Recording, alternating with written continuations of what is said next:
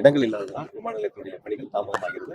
அந்த இடங்கள் தேர்வு செய்யப்படும். மீண்டும் திராவிட மாடல் அரசு 2.0 அமைந்தவுடன் கரூர் மாவட்டத்திற்கு நிச்சயமாக முதலமைச்சர் விமான நிலையத்தை அமைப்பதற்கான அனைத்து பணிகளையும் செய்து கொடுப்பார்கள். தேர்தல் நேரம் ரொம்ப நெருங்கி வந்துட்டு இருக்கு. இந்த சமயத்தை வந்து சிபிஐ விசாரணைக்கு உங்களை ஆஜராக இதெல்லாம் அரசியல் இருக்கா பாத்தீங்களா? சம்மன் கொடுத்துருக்காங்க. நேரில் நான் போறேன். கேட்கக்கூடிய கேள்விகளுக்கு உரிய பதிலை கொடுப்பேன். அது பொறுத்திருந்து பார்ப்போம் என்ன மாதிரியான கேள்விகள் வருது, எந்த அடிப்படையில் சம்மன் கொடுத்துருக்காங்க. நிகழ்ச்சி நடத்துனது ஒரு இயக்கம், நிகழ்ச்சிக்கு ஏற்பாடு செய்யப்பட்டது காவல்துறை நிர்வாகங்கள். அதில் எனக்கும் சம்மன் வந்திருக்கிறது ஒரு ஆச்சரியமான விஷயமா தான் நான் பார்க்குறேன். அந்த வகையில் வந்து நேரில் போய் பார்த்துட்டு கேட்கக்கூடிய கேள்விகளுக்கு உரிய விளக்கத்தை கொடுக்க நான் ரெடியாக இருக்கேன். சம்மன் நேரில் மெயிலும்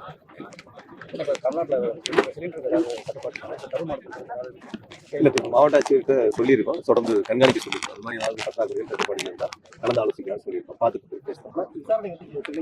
டெல்லி தான் 17ஆம் தேதி டெல்லி. எனக்கு சம்மன் வந்தால் உனக்கு என்ன கஷ்டம்? நான் திருப்பி என்ன கேட்பேன்?